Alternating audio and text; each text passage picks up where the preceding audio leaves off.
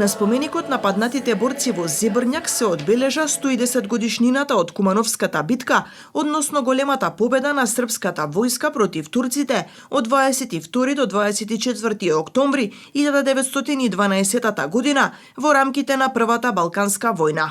Во Кумановската битка животот го загубиле 723 српски војници, 3441 биле повредени, а 603 биле исчезнати. Свежо цвеќе во чест на загинатите положија делегација од Македонија и Србија. Присуствуваа и представници на владата, српската заедница во Македонија, делегации на општините Старонагоричане и Врање, политички партии, невладини здруженија и граѓани. Пред присутните обединувачки пораки упати државниот секретар на Министерството за работа, вработување, воени и социјални прашања Миодраг Капор. Svi zajedno sa braćom Makedoncima zalivamo korenje našeg postojanja kako bi nam krošnja naše zajedničke budućnosti bila što veća i što snažnija. Čuvamo i ovaj spomenik ovde koji će naučiti našu decu koliko košta sloboda i nezavisnost jednog naroda.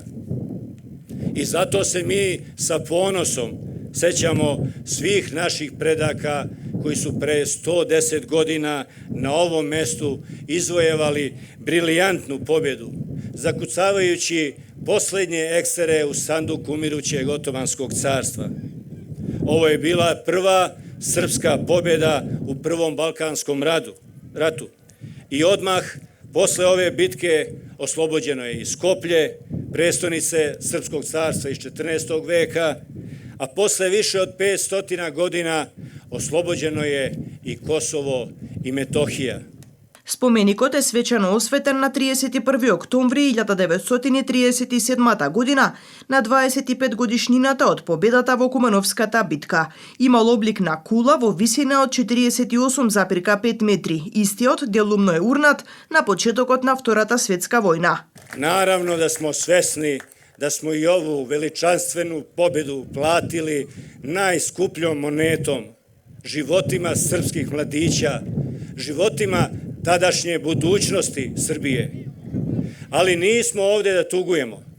Ovde smo da slavimo njihovu hrabrost, da se suprostave tiraninu, da besposredno jurišaju do pobede i da ne dozvolimo da seni prekriju njihova sveta lica, da ne dozvolimo zaboravu da nam ih otme.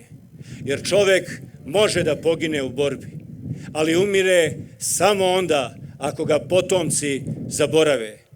Mi smo ti potomci koji nećemo dozvoliti da ovi junaci umru.